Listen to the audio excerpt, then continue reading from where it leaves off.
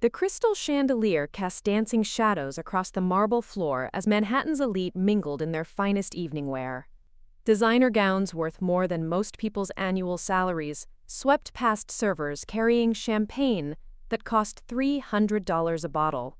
This was the Whitmore Foundation Gala, where New York's most powerful families gathered to see and be seen. I'd love to know which corner of the globe you're watching from. And if this story speaks to you, make sure to subscribe. Tomorrow's video is one you absolutely can't miss.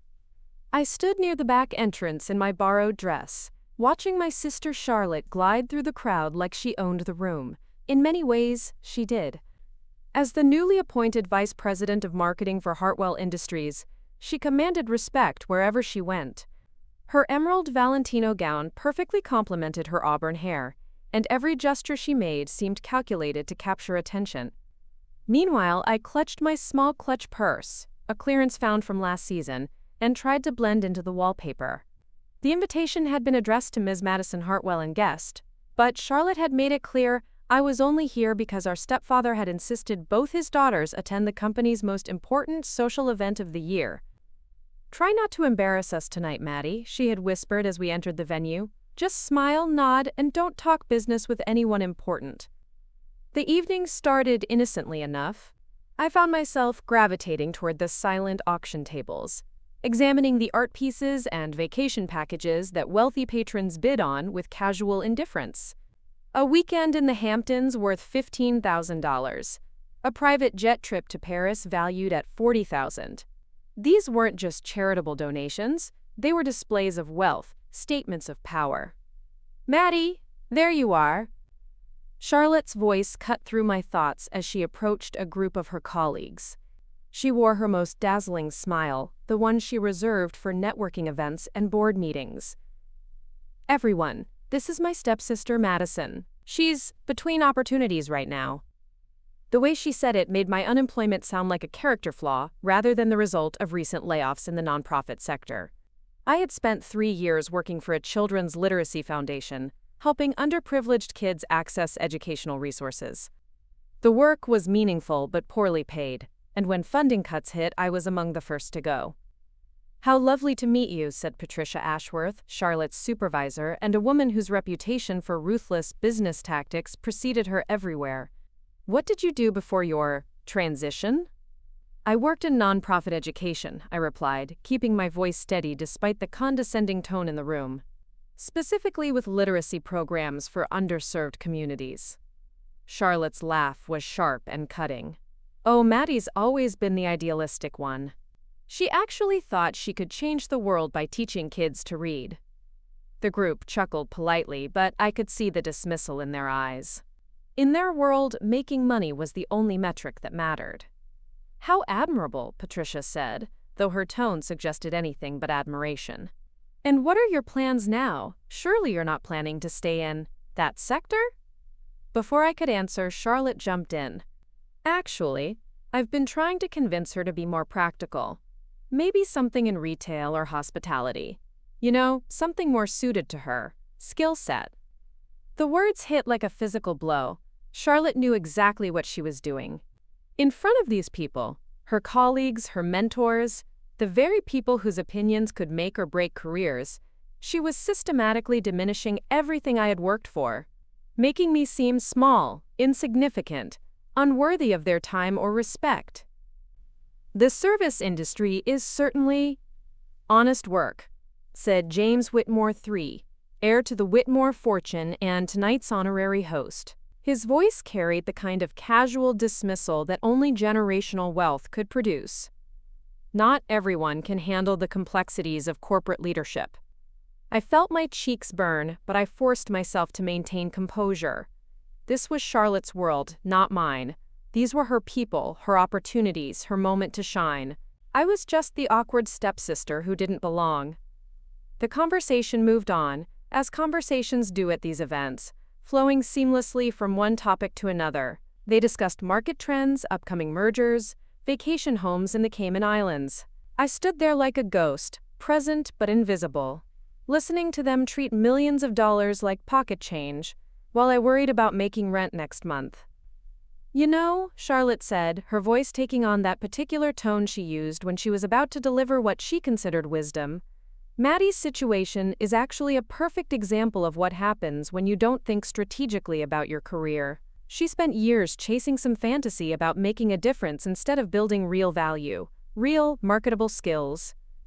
Patricia nodded sagely. It's unfortunate, but the market doesn't reward good intentions. Results matter, profit matters. Impact that can be measured in quarterly reports. Exactly, Charlotte continued, warming to her theme. I've tried to help her understand that sentiment doesn't pay bills.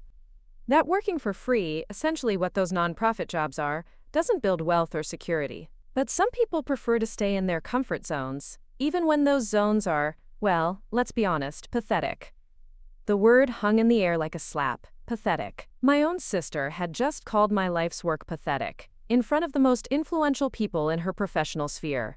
The education I had received, the children I had helped learn to read, the families I had supported through literacy programs, all of it dismissed as pathetic. Charlotte, I said quietly, my voice barely above a whisper, that's not fair. Fair? Charlotte's eyebrows rose in perfectly practiced surprise. Maddie, you're 28 years old. Most people our age are building careers, accumulating assets, creating real value. You're living in a studio apartment in Queens, unemployed, wearing a dress that probably came from TJ Maxx. She gestured at my outfit with barely concealed disdain. At what point do we call it what it is?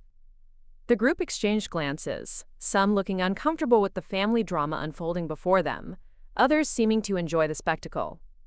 I realized this wasn't just professional networking for Charlotte. This was a performance. She was establishing her position in the hierarchy by demonstrating how far she had risen above her working-class roots, using me as the perfect contrast. James Whitmore cleared his throat. Perhaps we should… No, it's fine, Charlotte said, holding up a perfectly manicured hand. Maddie needs to hear this. She needs to understand that good intentions don't translate to success. Those passion projects don't pay mortgages. That at some point, you have to face reality and make adult decisions about your future. I looked around the group, seeing my reflection in their eyes.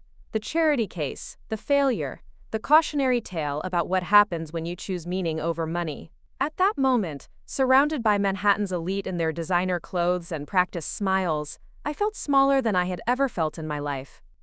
I should go, I whispered, taking a step backward. Probably for the best, Charlotte agreed, her voice carrying just enough false sympathy to sting. These events can be overwhelming when you're not used to this level of sophistication.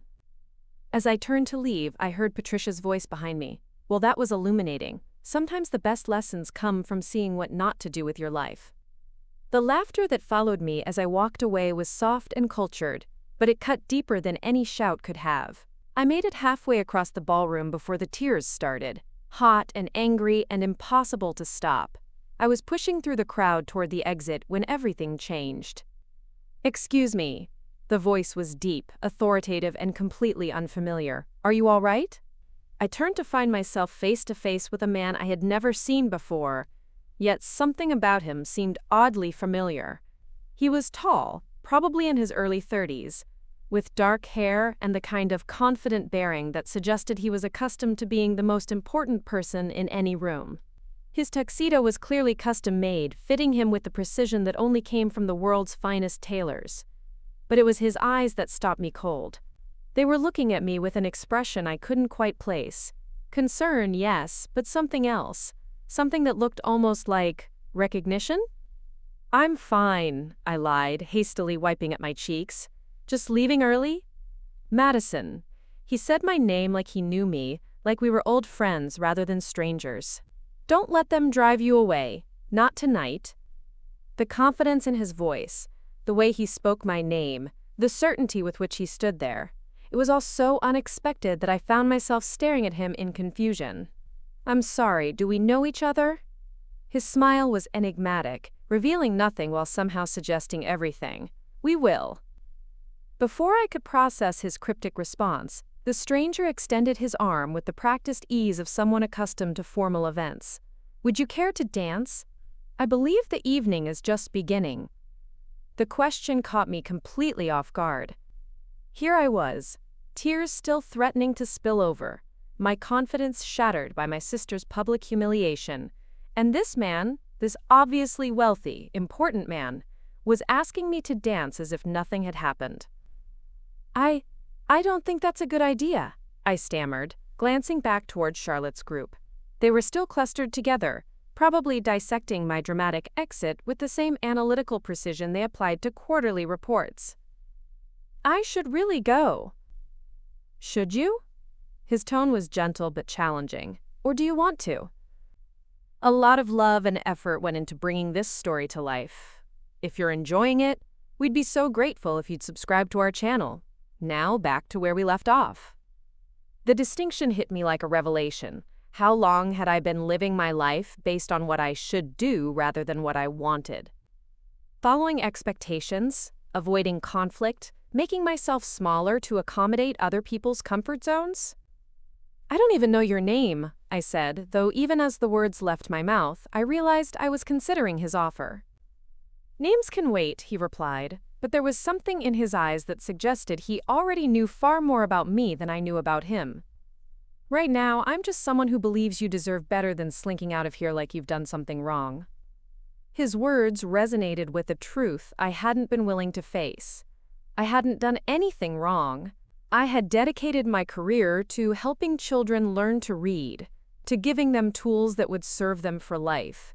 I had chosen purpose over profit, impact over income. The fact that our society undervalued such work didn't make it worthless. I found myself placing my hand in his, allowing him to lead me onto the dance floor that occupied the center of the ballroom. The orchestra was playing something classical and elegant, the kind of music that belonged in movies about elegant people living elegant lives. As we began to move together, I was struck by how naturally we fit. He was an excellent dancer, leading with confidence but never forcing, making me feel graceful even though I hadn't danced formally since high school prom. For a few minutes, I forgot about Charlotte's cruel words, forgot about my unemployment, forgot about feeling like an outsider in this glittering world. You're not what I expected, he said as we turned slowly across the polished floor. Expected? I looked up at him, searching his face for clues. You keep talking like you know me, but I'm certain we've never met.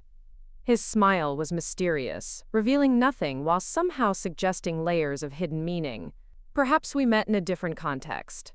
Perhaps you were wearing different clothes, had your hair styled differently. I tried to think of where I might have encountered him before.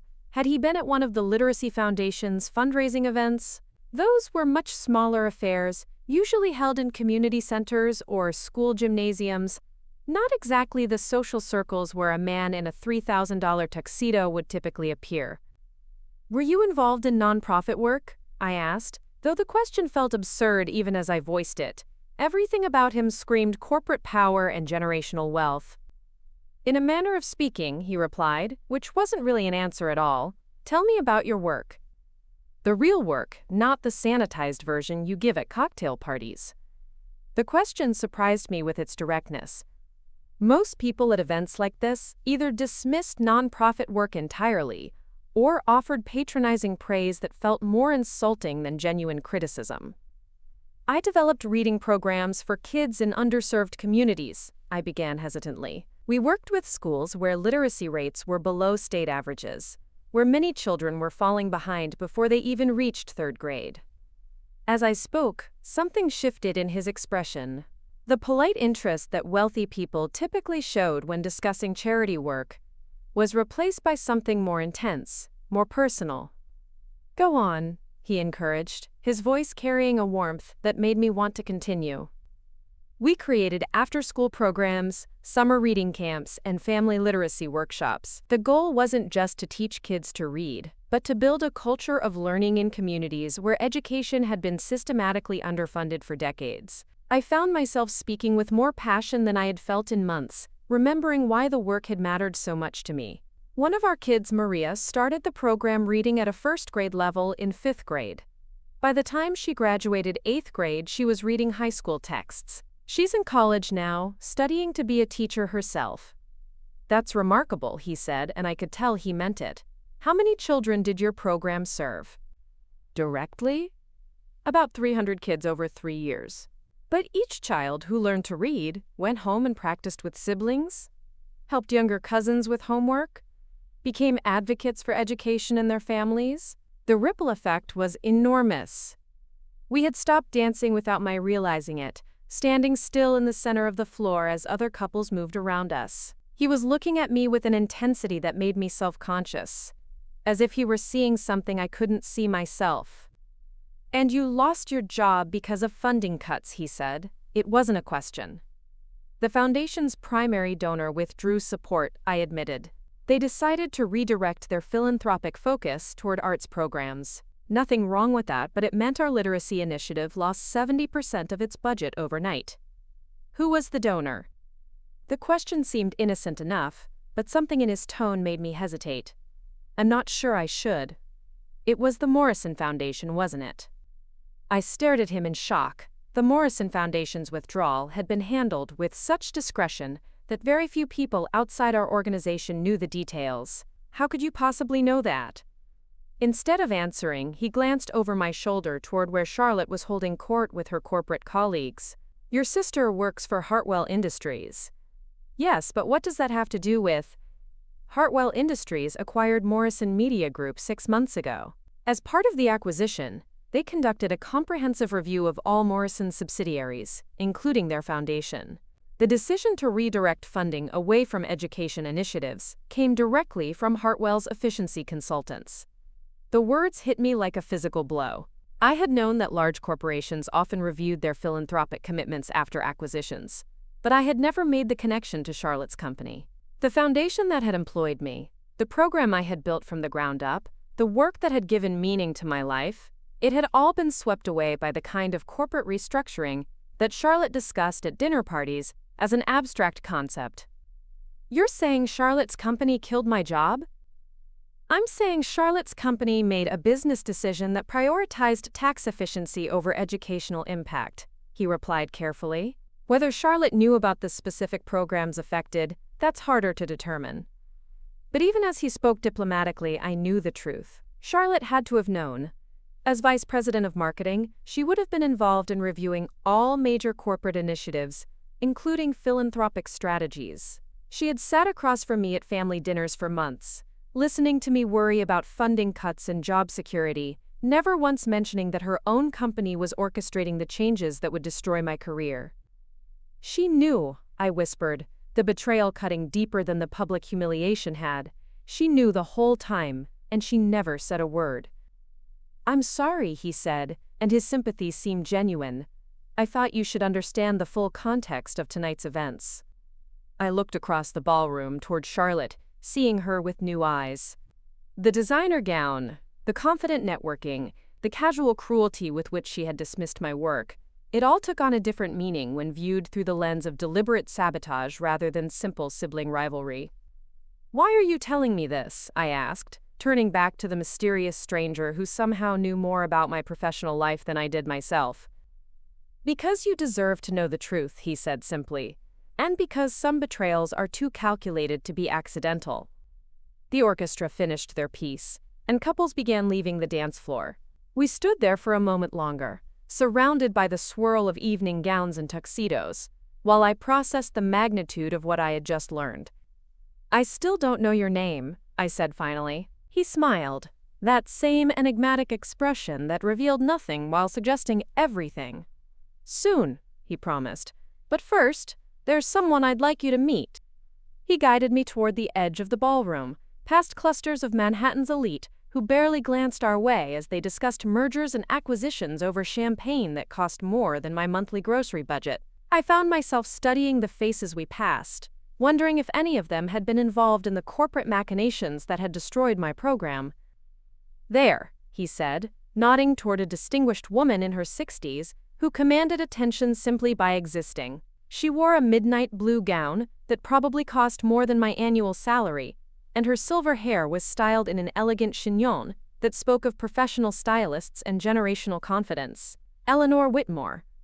The name meant something, even to someone like me who existed outside these rarefied circles. Whitmore Foundation, Whitmore Industries, Whitmore Hall at Columbia University. The family had been shaping New York's landscape for over a century, their influence woven into everything from education to real estate to political campaigns.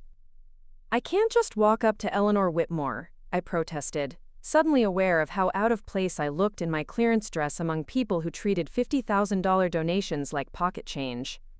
"She doesn't know me from anyone." "Actually," he said with that same mysterious smile, "she's been looking forward to meeting you." Before I could ask what he meant by that cryptic statement, Eleanor Whitmore herself was approaching us. She moved with the kind of purposeful grace that suggested she had spent decades navigating rooms full of powerful people who wanted something from her. "Madison Rivers," she said, extending a perfectly manicured hand. "I'm so pleased to finally meet you in person." The fact that she knew my full name, my real surname, not the Hartwell name that Charlotte had adopted when our mother remarried, sent a chill of surprise through me. I took her hand, noting the firm grip that spoke of a woman unaccustomed to weakness. "Mrs. Whitmore," I managed, falling back on the manners my mother had drilled into me during childhood. "Thank you for hosting such a beautiful event." "Please call me Eleanor, and I must tell you the work you did with the Morrison Foundation's literacy program was truly extraordinary. 300 children directly served, with measurable improvements in reading comprehension across all age groups. Remarkable results." I stared at her in confusion. "How do you know about our assessment data? That information wasn't publicly available." Eleanor's laugh was warm and genuine. "My dear, when you've been in philanthropy as long as I have, you learn to identify programs that actually create change versus those that simply create good press. Your initiative was flagged in our annual review of effective educational interventions." "The Whitmore Foundation was monitoring our program?" "Monitoring, evaluating, and frankly admiring," Eleanor replied, "which is why what happened next was so particularly unfortunate."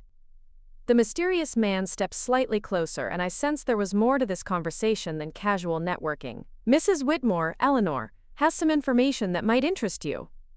Eleanor nodded gravely. "The decision to redirect Morrison Foundation funding away from literacy programs wasn't made in isolation. It was part of a broader strategy implemented by Hartwell Industries' new efficiency protocols that, I'm told, were championed quite aggressively by certain members of their marketing department. The implication hung in the air like a thunderclap. Charlotte hadn't just known about the funding cuts, she had actively advocated for them. She had looked at programs like mine, seen the children we were helping, reviewed the data showing our success, and decided it wasn't worth preserving. "Charlotte pushed for the cuts," I said, the words feeling heavy in my mouth.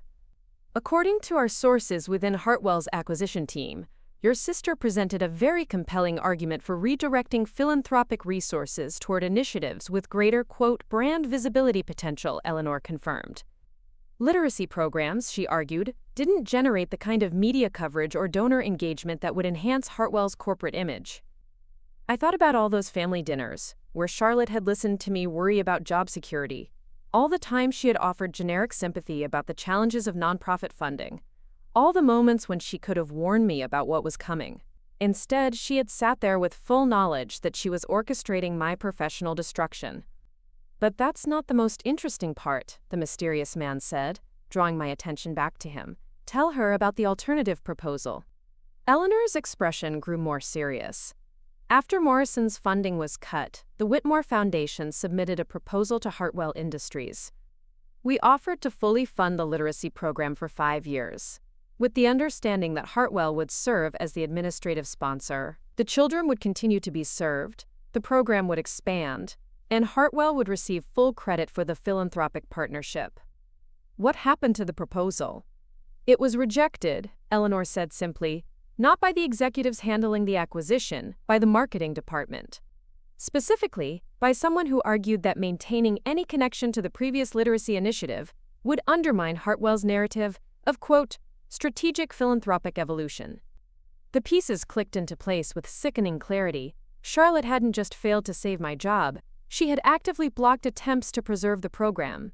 She had prioritized corporate messaging over 300 children's educational futures. "Why are you telling me this?" I asked, looking between Eleanor and the man whose name I still didn't know. "Because," Eleanor said, "I believe in investing in people who create real change, even when, especially when, the system has failed them."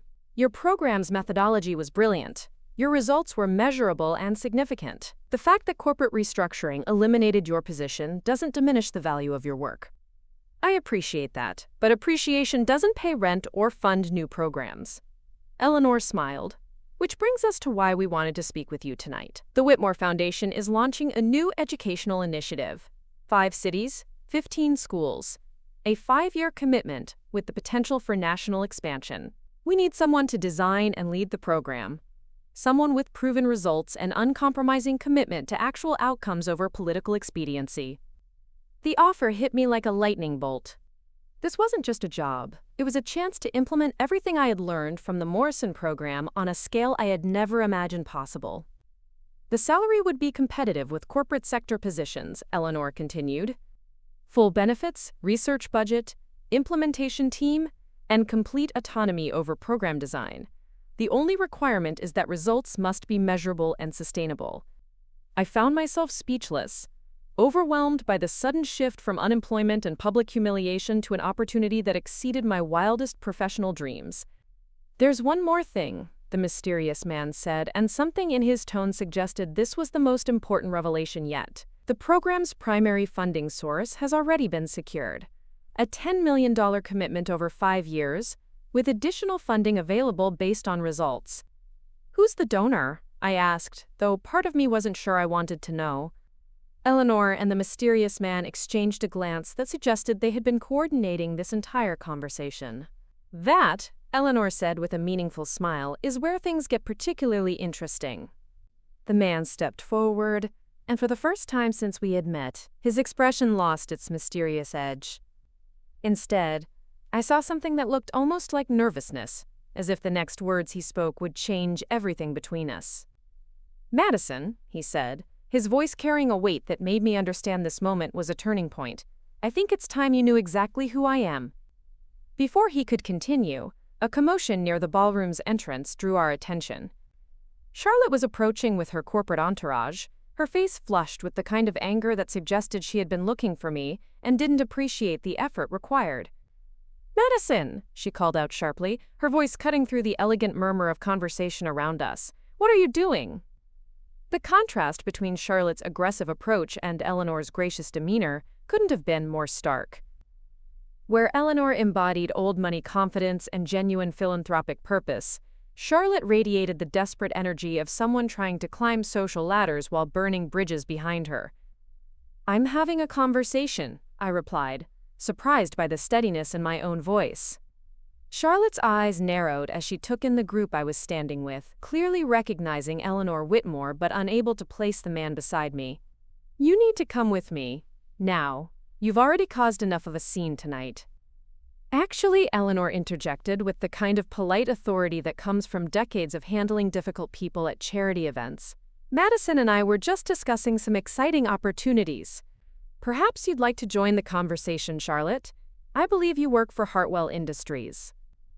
The recognition in Eleanor's voice was not complimentary, and Charlotte's face went through a series of expressions as she realized she was facing the woman whose foundation had tried to save the very program Charlotte had worked to eliminate. Mrs. Whitmore, Charlotte said, her voice taking on the syrupy tone she used with important clients.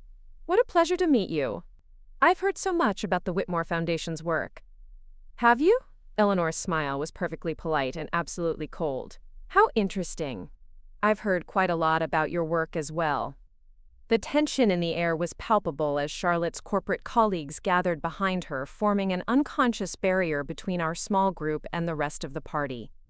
Patricia Ashworth looked particularly uncomfortable, clearly recognizing Eleanor Whitmore, and realizing that whatever was happening here could have significant implications for Hartwell Industries' reputation. Eleanor, the mysterious man said, stepping forward with the kind of natural authority that made everyone else seem to fall back. Perhaps this would be a good time for proper introductions. Charlotte's eyes darted between him and Eleanor, and I could see her calculating, trying to understand the dynamics at play. Her corporate instincts were warning her that she was walking into something potentially dangerous, but her arrogance wouldn't let her back down. Of course, Eleanor replied with a smile that didn't reach her eyes. Charlotte, I'd like you to meet someone who's been very interested in your recent work at Hartwell Industries. someone who's taken a particular interest in your company's philanthropic strategies. The man beside me straightened his cufflinks with deliberate precision, and when he spoke, his voice carried a different quality than it had during our earlier conversation. This wasn't the warm, mysterious stranger who had asked me to dance. This was someone accustomed to boardrooms and billion-dollar decisions. "Charlotte Hartwell," he said, extending his hand with corporate formality. "Alexander Sinclair." The name hit the gathering like a bomb. I watched Charlotte's face go white as she processed exactly who she was looking at. Alexander Sinclair, CEO of Sinclair Enterprises, the man whose company had been quietly acquiring strategic positions in media, technology, and real estate for the past decade, whose personal net worth was estimated somewhere north of $8 billion, whose business decisions could reshape entire industries. "Mr. Sinclair," Charlotte managed, her voice higher than usual as she shook his hand. "What an unexpected pleasure. I had no idea you were in New York." "I keep a low profile," Alexander replied with that same enigmatic smile he had shown me earlier, "but I make it a point to attend events that might prove illuminating."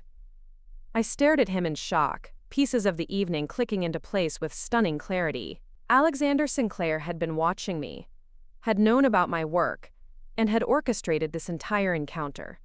But why? What possible interest could a billionaire CEO have in an unemployed nonprofit worker? Patricia Ashworth stepped forward, clearly recognizing an opportunity for her company. "Mr. Sinclair, I'm Patricia Ashworth, Senior Vice President at Hartwell Industries. We'd be honored to discuss potential partnerships with Sinclair Enterprises."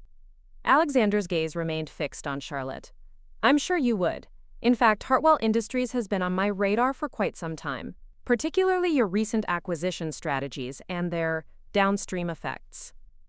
The way he said it made it clear that those downstream effects included the destruction of my literacy program, and everyone in the group understood the implication. This wasn't a casual social encounter, this was a reckoning. "I'm not sure I understand," Charlotte said, though her nervous laughter suggested she understood perfectly. "Let me clarify," Alexander replied, his voice taking on the kind of measured tone that preceded corporate devastation. 3 months ago, Sinclair Enterprises began evaluating potential educational partnerships. We were particularly interested in programs with proven track records of measurable impact in underserved communities. Eleanor nodded approvingly. Alexander reached out to me for recommendations. I immediately suggested the Morrison Foundation's literacy initiative. The data was exceptional. The methodology was sound, and the results spoke for themselves. "Imagine our surprise," Alexander continued, "when we discovered that this exemplary program had been eliminated not due to performance issues or funding constraints, but because of corporate messaging concerns." Charlotte's face had gone from white to red, and I could see her struggling to maintain composure. "Mr. Sinclair, I think there may be some misunderstanding about the decision-making process at Hartwell." "There's no misunderstanding," Alexander cut her off with quiet authority. "We have internal communications, the strategy memos, the marketing analysis that prioritized, quote, brand narrative coherence over educational outcomes. Your signatures are on documents that eliminated a program serving 300 children because it didn't photograph well for annual reports." The accusation hung in the air like a judicial verdict. Charlotte's colleagues were backing away from her, their survival instincts warning them that association with her at this moment could be career suicide.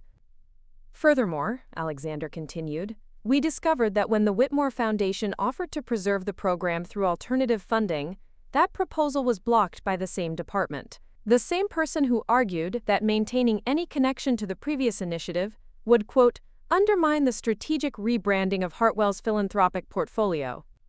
I looked at Charlotte, seeing her not as my successful older sister but as the architect of calculated cruelty. She hadn't just failed to help me. She had systematically destroyed something beautiful out of pure corporate ambition. "Mr. Sinclair," Patricia intervened desperately, "surely we can discuss this privately. There may have been miscommunications within our department." "Oh, but this is the perfect venue for this discussion," Eleanor said with deadly sweetness. "After all, philanthropy should be transparent, don't you think? Especially when it affects children's education." Alexander turned to me, and his expression softened from corporate steel to something more personal. Madison, I need to tell you something. The reason I know so much about your program, the reason Eleanor and I have been collaborating on this educational initiative, is because 3 years ago, you changed my nephew's life. The words hit me like a physical blow. Your nephew? David Sinclair Martinez. 7 years old when he entered your after-school program at PS 247 in Queens. He was reading at a kindergarten level in 2nd grade, struggling with everything from homework to self-confidence. The memory came flooding back. David, a quiet boy with serious eyes, who had been so frustrated with reading that he would sometimes cry during tutoring sessions. His mother worked 2 jobs and spoke limited English, so homework help at home was nearly impossible. David, I whispered, remembering the breakthrough moment when he finally read an entire book on his own, the way his face had lit up with pride and possibility. You didn't just teach him to read, Alexander continued, his voice carrying deep emotion. You taught him that learning was possible, that he was capable of more than anyone had believed. He's now in 5th grade, reading at a high school level and planning to be an engineer when he grows up. The room had gone completely silent. Even Charlotte's corporate colleagues were listening with rapt attention to this unexpected testimony. When David told me about his reading teacher who believed in him when no one else did, who stayed after hours to help him practice, who celebrated every small victory like it was a major achievement, I knew I had to find you. I've been tracking the impact of your program for 2 years, waiting for the right moment to approach you about scaling your methodology. Eleanor stepped forward. The $10 million educational initiative I mentioned? Alexander is the primary donor. This has been months in the planning. I stared at them both, overwhelmed by the revelation that my work, the work Charlotte had dismissed as pathetic and worthless, had been recognized and valued by 2 of the most influential people in New York's philanthropic landscape. But why all the secrecy? I asked. Why not just contact me directly? Alexander's smile returned, warmer now and less mysterious. Because I wanted to understand who you really were, beyond your professional accomplishments. I wanted to see how you handled adversity, how you treated people who couldn't help your career, how you responded when your own family turned against you. He glanced meaningfully at Charlotte, who looked like she wanted to disappear into the marble floor. Tonight, I watched you maintain your dignity in the face of public humiliation. I watched you describe your work with passion and precision, despite being unemployed and attacked. I watched you care more about the children you served than about impressing the wealthy people around you. His voice grew softer. Madison, you passed every test I didn't even realize I was giving you. The weight of the moment settled over me like a warm blanket. This wasn't just about a job offer or professional recognition. This was about vindication, about having the work I loved valued by people who understood its true impact. Charlotte finally found her voice. This is all very touching, but Madison is still my family. If there are opportunities available, surely. No, Alexander said firmly, his gaze turning cold as it fixed on her. You made your choice when you prioritized corporate messaging over children's education, when you chose to destroy rather than preserve, to eliminate rather than elevate. He turned back to me, and the warmth returned to his voice. Madison, I have a proposition for you. Not just the educational initiative, though that offer stands. I'm looking for a Chief Innovation Officer for Sinclair Enterprises' new social impact division. Someone who understands that true success is measured not in quarterly profits but in lives changed. The ballroom seemed to spin around me as the magnitude of what he was offering sank in. Chief Innovation Officer at Sinclair Enterprises. A platform to implement educational programs on a national scale. Resources beyond anything I had ever imagined. And standing behind it all, David, the quiet 7-year-old who had reminded a billionaire that some things were more valuable than money. The silence that followed Alexander's offer was deafening. Around us, the elegant chatter of the gala continued, but our small circle had become an island of tension in the sea of Manhattan's elite. I could see other guests beginning to notice our group. Their curiosity piqued by the sight of Eleanor Whitmore and Alexander Sinclair in what was clearly an intense conversation. Patricia Ashworth was the first to break, her corporate survival instincts overriding any loyalty to Charlotte. Mr. Sinclair, she said, stepping forward with the desperate smile of someone trying to salvage a sinking ship. "I want you to know that Charlotte's actions don't represent Hartwell Industries' values. If there were oversights in our philanthropic review process, I assure you they will be addressed immediately." Alexander's laugh was cold and precise. "Oversights? Patricia. May I call you Patricia? We're not talking about filing errors or missed deadlines. We're talking about a systematic campaign to eliminate successful educational programs because they didn't fit someone's marketing narrative." He pulled out his phone with the casual efficiency of someone accustomed to wielding information as a weapon. "Would you like to see the email chain, where Charlotte argued that literacy programs were low-visibility charity work that fails to generate meaningful donor engagement or media coverage? Or perhaps the strategic memo, where she recommended redirecting funds toward, quote, photogenic initiatives that enhance corporate brand recognition?" Charlotte's face had gone ashen. "Alexander, Mr. Sinclair, those communications were taken out of context. The full strategic picture," Alexander interrupted, his voice cutting through her protests like a blade, "is that you prioritized corporate image over children's futures. You looked at data showing measurable educational impact and decided it wasn't worth preserving because it didn't photograph well." Eleanor stepped forward, her voice carrying the authority of someone who had spent decades evaluating philanthropic initiatives. "Charlotte, I've reviewed the documentation that Alexander's team compiled. This wasn't a case of difficult budget decisions or competing priorities.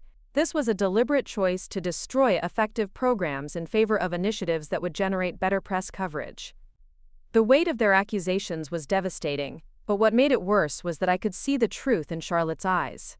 She wasn't denying the substance of their claims. She was calculating how to minimize the damage to her career. "Even if that were true," Charlotte said, her voice taking on the defensive tone of someone backed into a corner, "Madison wasn't the only person affected by corporate restructuring. These kinds of difficult decisions happen in business every day." "You're right," Alexander replied with deadly calm. "These decisions do happen every day, which is exactly why I make it my business to ensure there are consequences for people who make them carelessly." He turned to Patricia, who was looking increasingly panicked as she realized the scope of what was unfolding. "Patricia, I assume you're familiar with Sinclair Enterprises' recent acquisitions in the media technology sector?" "Of course," Patricia replied nervously. "Your company has been making some very strategic moves in digital advertising platforms." "Among other things," Alexander confirmed. "We now control approximately 30% of the programmatic advertising market that Hartwell Industries relies on for their consumer outreach campaigns. We also have significant influence over several of the trade publications that cover your industry." The implication hung in the air like a sword. Alexander wasn't just exposing Charlotte's actions. He was demonstrating that he had the power to affect Hartwell Industries' business operations on a scale that could impact their entire market position. James Whitmore III, who had been silent throughout the confrontation, finally spoke up. "Mr. Sinclair, surely we can discuss this like civilized business people. If there were mistakes made in the philanthropic review process, I'm confident Hartwell would be willing to make amends." "Amends?" Eleanor's voice carried the sharp edge of someone whose patience had been exhausted. "James, 300 children lost access to educational support because of corporate vanity. How exactly do you propose to make amends for that?" "The Whitmore Foundation could partner with Hartwell to restart the program," James suggested desperately. "Full funding, expanded scope, whatever it takes to demonstrate our commitment to educational philanthropy." Alexander shook his head slowly. "The children those programs served have already moved on. The teachers who were laid off have found other jobs or left education entirely. The community partnerships that took years to build have been destroyed. You can't just restart something like that with a check and a press release." I found myself watching this corporate bloodbath with a mixture of fascination and horror. These were some of the most powerful people in New York, and they were destroying each other over decisions that had seemed like abstract corporate strategy to them, but had represented the destruction of my life's work. "However," Alexander continued, his tone shifting slightly, "there is something Hartwell Industries can do to demonstrate genuine commitment to educational philanthropy." Patricia leaned forward eagerly, clearly hoping for some kind of lifeline. "Anything. What do you need?" "Resign Charlotte from her position, effective immediately." publicly acknowledge that her department's decisions regarding philanthropic partnerships were contrary to company values, and commit to consulting with actual education professionals, not marketing departments, on all future charitable initiatives. The demand landed like a physical blow. Charlotte's mouth opened and closed soundlessly as she processed the magnitude of what was being asked. Her colleagues took another step back, their body language making it clear that they were already mentally distancing themselves from her. "You can't be serious," Charlotte finally managed. "One mistake in judgment doesn't warrant destroying someone's entire career." "One mistake?" I heard myself saying, my voice stronger than I expected. All eyes turned to me as I stepped forward, feeling the weight of months of humiliation and betrayal crystallizing into something sharper and more powerful. "Charlotte, you didn't make one mistake. You made a series of calculated decisions designed to eliminate programs that were helping children because they didn't serve your professional ambitions." Charlotte turned to face me, and for a moment I saw something that might have been genuine surprise in her eyes, as if she had forgotten I was capable of standing up for myself. "Madison, you don't understand the complexities of corporate decision-making. Sometimes you have to make hard choices." "Hard choices?" I interrupted, feeling years of suppressed anger finally finding its voice. "Charlotte, you sat across from me at family dinners for months, listening to me worry about job security, watching me stress about funding cuts, never once mentioning that you were orchestrating the destruction of everything I had worked to build."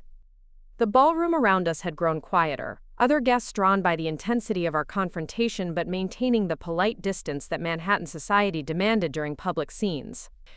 "You called my work pathetic tonight," I continued, my voice carrying clearly in the suddenly hushed space. "You told these people that I was a failure, that my career choices were examples of what not to do with your life. But the truth is, you were threatened by what I had accomplished." Charlotte's composure finally cracked. "Threatened? By what? By your little nonprofit job that pays $30,000 a year?" "By the fact that I had found work that mattered," I replied, feeling the truth of it resonate through me. "By the fact that children remembered my name because I had changed their lives. By the fact that when people talked about my program, they talked about impact and transformation, not profit margins and quarterly reports." Alexander was watching this exchange with intense interest, and I realized that this confrontation was part of his evaluation as well. He wanted to see how I would handle the moment when I finally had the power to hold Charlotte accountable for her actions. "You know what the real difference is between us, Charlotte?" I asked, my voice steady despite the emotion coursing through me. "When I lost my job, I grieved for the children who would no longer have access to our programs. When you're about to lose yours, you're only thinking about yourself." Patricia Ashworth cleared her throat nervously. "Perhaps we should continue this conversation in a more private setting." "No," Alexander said firmly. "This conversation happens here, now, in front of witnesses." Charlotte made her decisions in corporate boardrooms, thinking the consequences would remain hidden. She destroyed Madison's program in private meetings, believing no one would hold her accountable. His voice carried the finality of a judge rendering a verdict. "But some actions demand public reckoning." Charlotte looked around the circle of faces surrounding her. Eleanor's cold disappointment, Patricia's desperate calculation, James's nervous fear, my steady resolve, and Alexander's implacable authority. She was alone in a way that went beyond physical isolation. She was morally and professionally isolated, facing the consequences of choices she had made with casual cruelty.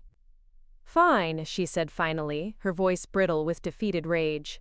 "You want your pound of flesh? Take it, but don't pretend this is about justice or children's education. This is about revenge, pure and simple."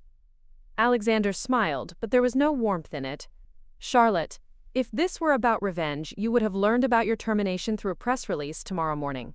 The fact that you're hearing it directly, in person, surrounded by colleagues who might still help you salvage some dignity from this situation, that's mercy."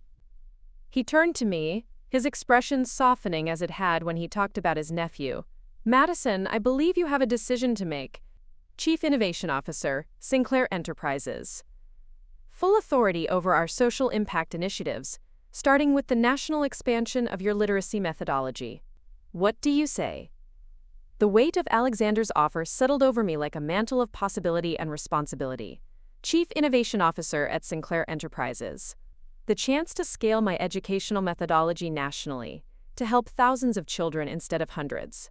Resources that would dwarf anything I had ever imagined having access to. It was everything I had dreamed of, and more than I had dared to hope for. But as I looked around the circle of faces waiting for my answer, I realized this moment represented more than just a career opportunity. It was a test of who I wanted to become, of whether I would let Charlotte's betrayal define me, or whether I would rise above it to become something greater. "I need to understand something first," I said, looking directly at Alexander.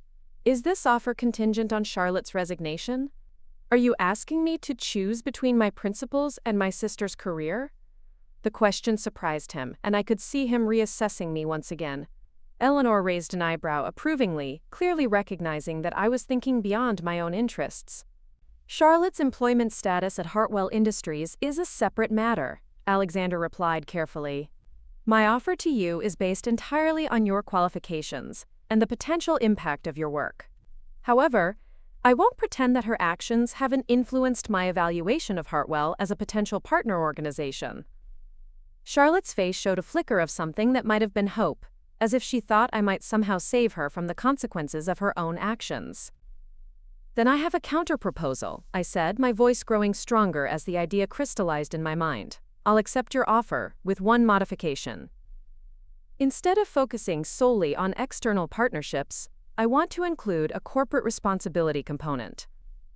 Companies that want to partner with our educational initiatives need to demonstrate genuine commitment to the communities they serve, not just their own brand enhancement." Eleanor's smile was brilliant. "An accountability framework for corporate philanthropic partnerships. Brilliant." "More than that," I continued, feeling the vision expanding as I spoke, "I want to create a certification program. Companies that meet our standards for authentic community investment receive recognition and partnership opportunities.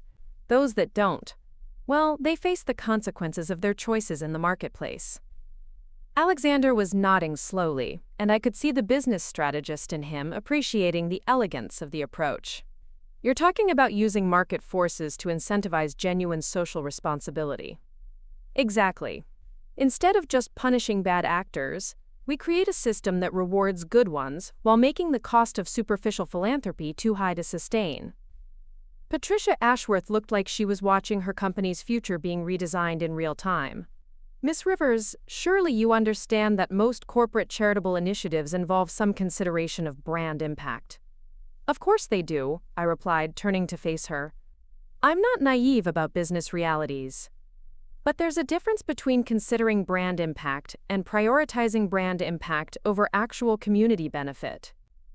The companies that can't tell the difference are the ones that shouldn't be trusted with philanthropic responsibilities." Charlotte finally found her voice again, though it came out strained and desperate. "Madison, you're being idealistic. You can't just wave a magic wand and change how corporate philanthropy works. There are shareholders to consider, board members to satisfy, quarterly expectations to meet." "Charlotte," I interrupted, and my voice carried an authority I hadn't possessed when the evening began. "Those are exactly the excuses that allowed you to justify destroying effective programs in favor of photogenic ones. Those are the rationalizations that let you sleep at night after eliminating educational support for 300 children." I turned back to Alexander, feeling the certainty of my decision crystallizing with each word. "I accept your offer, but I want to do this right. I want to build something that will outlast both of us, something that can't be destroyed by the next corporate restructuring or change in leadership priorities." "What do you have in mind?" Alexander asked, and I could hear genuine curiosity in his voice. "A foundation," I said, the vision becoming clearer as I articulated it. "Independent of Sinclair Enterprises but funded by it. With its own board, its own mission, and its own standards for partnership. If your company ever decides that genuine community impact is too expensive or too complicated, the foundation continues without you." Eleanor laughed with delight. "Madison, you're thinking like a true philanthropist. Building institutions, not just programs." Alexander extended his hand to me with a smile that was both approving and slightly amazed. "Madison Rivers, I think you're going to revolutionize how this industry thinks about social responsibility. Consider it done." As I shook his hand, sealing the agreement that would transform my life, I heard a sharp intake of breath from Charlotte. When I looked at her, I saw something I had never expected to see in my successful older sister's eyes. Genuine respect, mixed with profound regret. "Madison," she said quietly, her voice stripped of its earlier defensiveness, "I need to say something." The group fell silent, waiting for what felt like it might be the most honest thing Charlotte had said all evening. "When I was reviewing those philanthropic programs for Hartwell," she began, her words coming slowly, as if each one cost her something, "I saw your name on the program documentation. I saw the success metrics, the community feedback, the measurable improvements in children's reading levels." She paused, struggling with something that looked like shame. "I knew it was good work, I knew it was making a real difference. But I also knew that if I recommended preserving it, I would have to explain why I was advocating for a program run by my unemployed stepsister. I was afraid people would think I was being nepotistic, that I was letting family loyalty cloud my professional judgment." The admission hung in the air like a confession at trial. "So instead," Charlotte continued, her voice barely above a whisper, "I went the other direction. I was harder on your program than I was on any other initiative. I found reasons to criticize methodologies that I knew were sound. I questioned sustainability metrics that I knew were valid. I sacrificed your work to prove that I could be objective." The cruelty of it was breathtaking in its twisted logic. Charlotte had destroyed something beautiful, not out of malice, but out of fear that saving it would make her look weak. "And then tonight," she said, tears finally starting to form in her eyes, "when I called your work pathetic, I was trying to convince myself that I had made the right choice. That the woman who had given up everything to help children learn to read really was the failure, and the woman who had sacrificed those children for corporate advancement really was the success." Alexander and Eleanor exchanged glances, clearly recognizing that this was a private family moment that had spilled into their business negotiation. "Charlotte," I said softly, feeling something shift in my chest that I couldn't quite name, "you could have just told me. You could have warned me what was coming, helped me prepare for it, even if you couldn't stop it." "I know," she replied, her composure finally cracking completely. "I know, and I'm so sorry. I'm sorry for what I did to your program, I'm sorry for what I did to those children, and I'm sorry for what I did to you tonight. You deserved better from me. You've always deserved better from me." Patricia Ashworth cleared her throat uncomfortably. "Perhaps we should give you both some privacy." "No," Charlotte said firmly, wiping at her eyes but standing straighter. "I need to say this publicly, because what I did was public policy, even if people didn't know it at the time." She turned to Alexander, her voice steady despite the tears. "Mr. Sinclair, I formally resign from my position at Hartwell Industries, effective immediately. Madison is right. I prioritized my own insecurities over children's educational needs, and that's not something that can be justified by corporate strategy or business necessity." She looked back at me, and for the first time in years I saw my stepsister rather than my competitor. "Madison, I can't undo what I've done. But I can make sure everyone understands that the failure here was mine, not yours. Your work was extraordinary, and I destroyed it out of cowardice and vanity." The ballroom around us had grown quiet, other guests sensing the emotional intensity of our conversation, even if they couldn't hear the specific words being spoken. "What will you do now?" I asked, surprising myself with the genuine concern in my voice. Charlotte's smile was sad, but somehow more real than any expression I had seen from her in years. "I don't know. But for the first time in a long time, I'm going to try to figure out what I actually care about, instead of what I think will impress other people." Alexander stepped forward, his business instincts recognizing the moment for what it was, a resolution that cleared the way for new beginnings. "Madison," he said, "I believe you have a foundation to design and a revolution to start. Are you ready?" I looked around the ballroom one more time, taking in the elegant crowd of Manhattan's elite, the crystal chandeliers casting their warm glow over designer gowns and borrowed confidence. When I had arrived tonight, I had felt like an outsider, a failure, someone who didn't belong in this world of wealth and influence. Now I realized I had been right. I didn't belong in this world. I belonged to something larger. 6 months later, I stood in the gleaming conference room on the 42nd floor of the Sinclair Tower, looking out over Manhattan's skyline as the morning sun painted the city in shades of gold and possibility. The Rivers Foundation, named not for me, but for the metaphor of knowledge flowing like water to reach every child who needed it, had exceeded every projection we had made during those initial planning sessions. The Chicago pilot program results just came in, announced Dr. Sarah Chen, my newly appointed Director of Program Assessment. She had left her position as a tenured professor at Northwestern to join our team, drawn by the promise of implementing evidence-based education initiatives on a scale that universities could never achieve.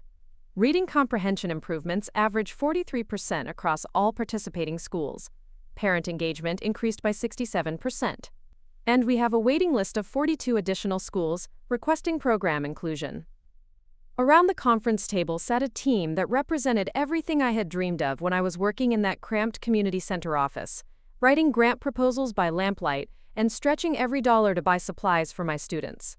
Eleanor Whitmore served as our board chair, bringing 5 decades of philanthropic expertise to our strategic planning. Dr. Marcus Williams, former superintendent of Oakland Unified School District, led our implementation teams with the kind of operational excellence that came from years of working within struggling educational systems. The corporate certification program is generating interesting results as well, added Jennifer Park, our newly hired corporate relations director. We've had 37 companies apply for Rivers Foundation Partnership certification in the first quarter. 23 met our standards for authentic community investment, 12 are in remediation programs to improve their practices, and 2 were publicly denied certification. Which 2? I asked, though I suspected I already knew one of them. Hartwell Industries and Meridian Corp., Jennifer replied. Hartwell's application was particularly weak. They're still trying to rebuild their philanthropic strategy after the restructuring following Charlotte's departure.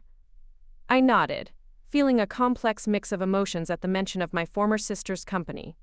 In the months since the gala, Hartwell Industries had struggled to recover from the negative publicity surrounding their philanthropic practices. Patricia Ashworth had been quietly reassigned to a less visible role, and the company had hired 3 different consulting firms to help redesign their community investment approach. Any word on whether they plan to reapply? Eleanor asked. They've requested a consultation meeting, Jennifer replied. Apparently, their new CEO wants to personally discuss how they can meet our certification standards. Alexander, who had been listening from his position at the head of the table, smiled with the satisfaction of someone who had watched justice unfold exactly as planned.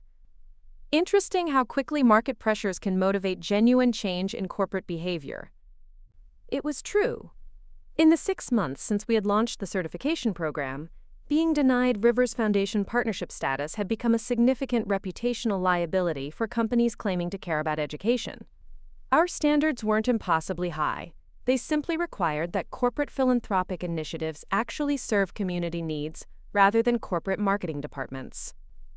Speaking of personal meetings, Alexander continued, pulling out his phone to check the calendar, Madison, you have a visitor waiting in the lobby. Someone who specifically requested to see you personally.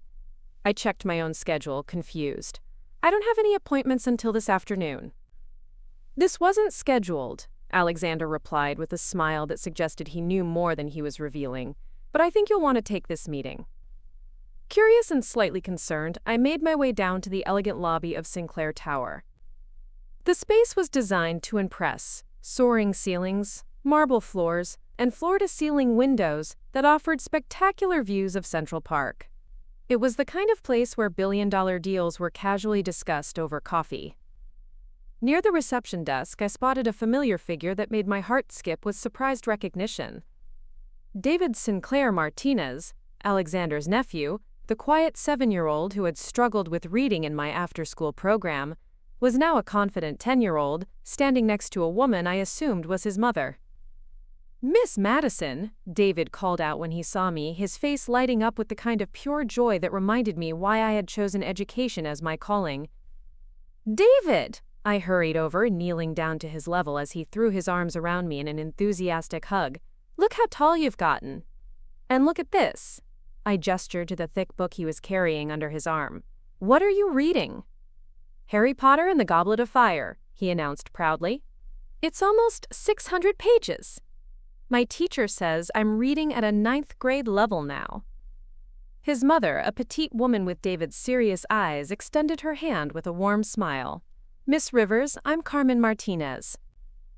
I've been wanting to thank you properly for what you did for David, but I never knew how to reach you after the program ended. Please call me Madison, I replied, shaking her hand. And you don't need to thank me. David did all the hard work. No, Carmen said firmly, her voice carrying the weight of absolute conviction. You saved my son's future. When he started your program, he was so frustrated with school that he would cry every night doing homework. He thought he was stupid, that he would never be able to learn like the other kids. David looked up at me with a grin.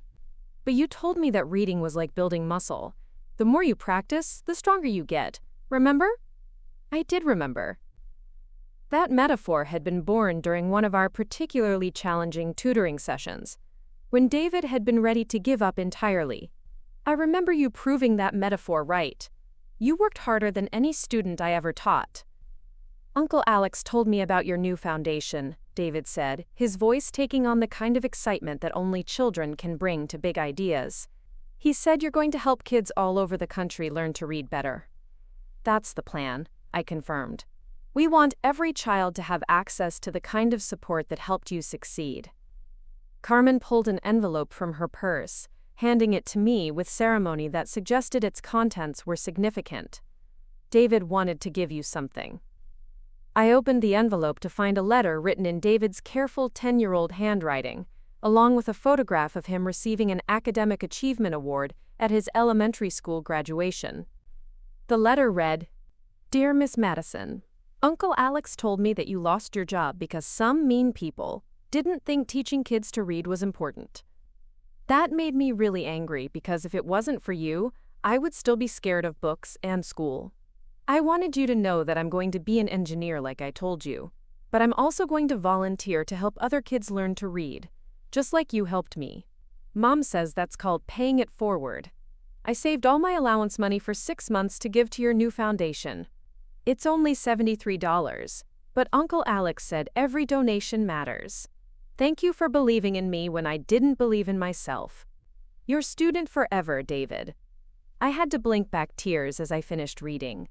Inside the envelope was also David's carefully counted allowance money, crumpled dollar bills and coins that represented 6 months of a 10-year-old's savings, given with the kind of generosity that only comes from genuine gratitude.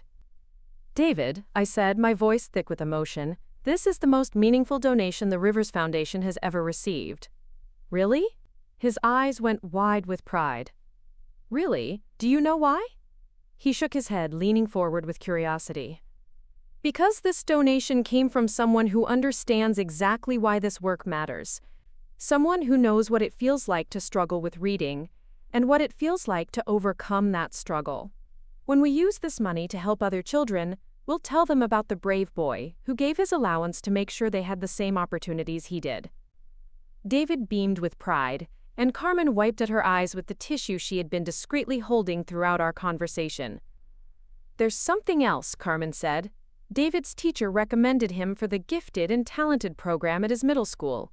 He'll be starting advanced mathematics and science courses next year.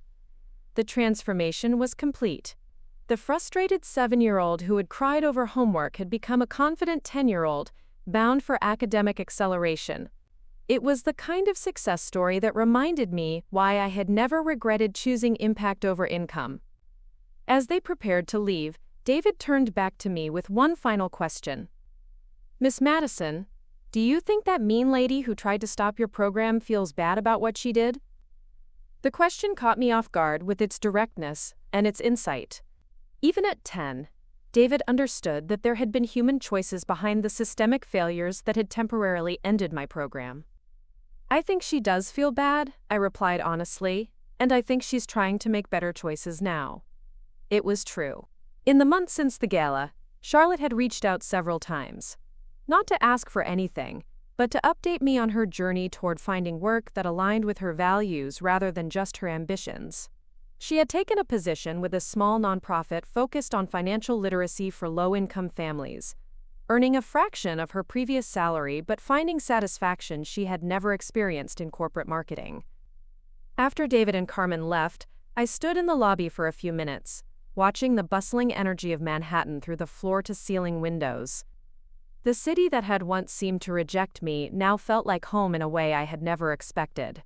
Not because I had learned to fit into its existing structures, but because I had found a way to change those structures to better serve the people they had been ignoring. My phone buzzed with a text from Alexander. Board meeting in 10 minutes. Eleanor has some news about the national expansion proposal. I smiled, pocketing David's letter, and heading back to the elevator. 6 months ago, I had entered the Whitmore Foundation Gala, feeling like a failure, wearing a borrowed dress and fighting back tears, as my own sister called my life's work pathetic. 6 Mays. Now I was heading to a board meeting where we would discuss expanding evidence-based literacy programs to 15 major cities, funded by the largest educational initiative in modern philanthropic history. The elevator doors closed, carrying me back toward the 42nd floor where my team was waiting to change the world, one child at a time. As the city fell away below me, I realized that Charlotte had been wrong about almost everything that night at the gala. But she had been right about one thing. Some stories do have the power to transform lives. She just hadn't realized that mine was one of them. When I returned to the conference room, I found the team engaged in animated discussion about our next major initiative. Dr. Chen was presenting data from our teacher training programs, showing how educators who completed our professional development courses were achieving reading improvements 30% higher than their colleagues using traditional methods. The most interesting finding, she explained as I took my seat, is that teachers are reporting increased job satisfaction and reduced burnout rates. When they see their students making rapid progress, it reignites their passion for education.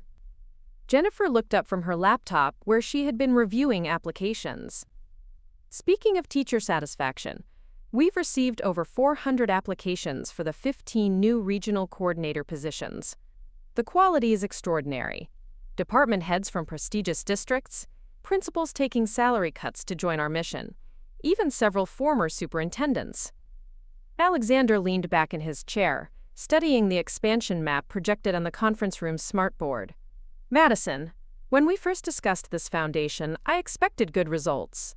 I didn't anticipate that we'd create a movement that would attract the nation's top educational leaders.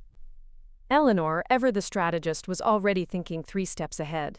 The momentum is unprecedented, but we need to be careful about scaling too quickly.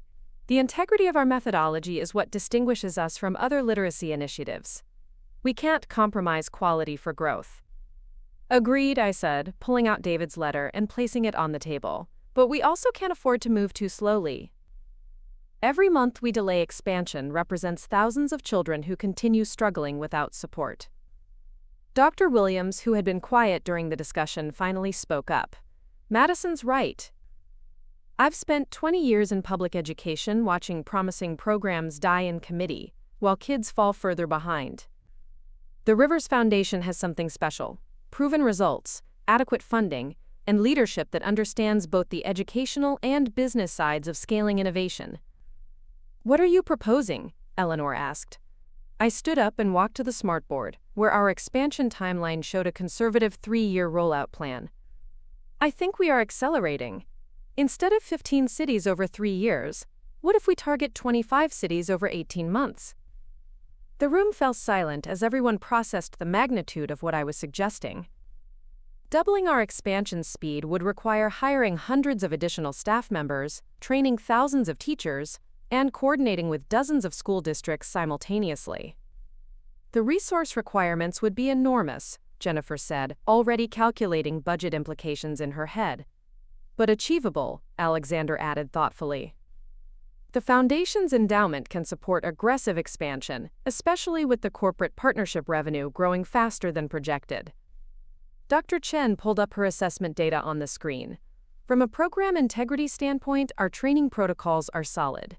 We've refined the methodology through the pilot programs, and we have enough experienced coordinators to serve as regional supervisors. Eleanor was studying the map with the keen eye of someone who had overseen philanthropic initiatives across 6 decades. The political landscape is favorable. Education is a bipartisan priority, and local officials are eager to show measurable improvements in literacy rates. We'd have support at multiple levels. I felt the familiar thrill of a vision taking shape, the same excitement I had experienced when designing the original Morrison Foundation program, but amplified by the scale of resources now available to us. There's one more factor to consider, I said, thinking of David's letter and the hundreds of children still waiting for help. Every child we reach creates a ripple effect. David is going to volunteer to help other kids learn to read. Multiply that by thousands of successful students across 25 cities. And we're not just creating better readers, we're creating a generation of educational advocates. Alexander's smile was the expression of someone who recognized visionary thinking when he heard it. Madison, that's exactly the kind of systemic thinking that convinced me you were the right person to lead this foundation. You're not just solving today's literacy crisis, you're building infrastructure to prevent tomorrow's. Dr. Williams nodded enthusiastically. And the teacher retention benefits compound over time. Educators who see consistent success in their classrooms stay in the profession longer, become mentors for newer teachers, and often pursue advanced training that benefits entire schools. We'd need to restructure our organizational chart, Jennifer observed, but her tone suggested excitement rather than concern. Regional offices in each target city, expanded training facilities, probably a dedicated technology team to manage the coordination software. Eleanor was making notes on her tablet, her decades of foundation management experience evident in the systematic way she approached the logistical challenges. The board would need to approve additional hiring authorization, but given our current success metrics, I don't anticipate resistance. As the team continued discussing implementation details, I found myself looking out at the Manhattan skyline again, but this time seeing beyond the immediate horizon. Somewhere in those glass towers were corporate executives reconsidering their philanthropic strategies because they wanted Rivers Foundation certification. Somewhere in the boroughs were teachers preparing for Monday morning classes using methodologies that would help their students achieve reading breakthroughs. Somewhere in living rooms across the city were children like David, proudly reading books that had once seemed impossibly difficult. The transformation that had begun with a humiliating confrontation at a charity gala was rippling outward in ways I could never have imagined. Charlotte's cruelty had accidentally catalyzed a revolution in educational philanthropy, proving that sometimes the most devastating setbacks create opportunities for the most profound comebacks. So, Alexander said, bringing my attention back to the room, are we really going to do this? Are we going to build the largest evidence-based literacy initiative in American history? I looked around the table at the brilliant, passionate people who had chosen to dedicate their careers to this vision. Each of them could have pursued more prestigious positions or higher salaries elsewhere, but they had been drawn to the possibility of creating lasting change in children's lives. Yes, I said, feeling the certainty resonate through every word. We're going to change everything. Looking for more? We've got 2 amazing stories ready for you right on screen. If this one touched you, these are absolutely worth your time. Click to watch them now. And hey, subscribe and hit that bell to never miss our latest uploads.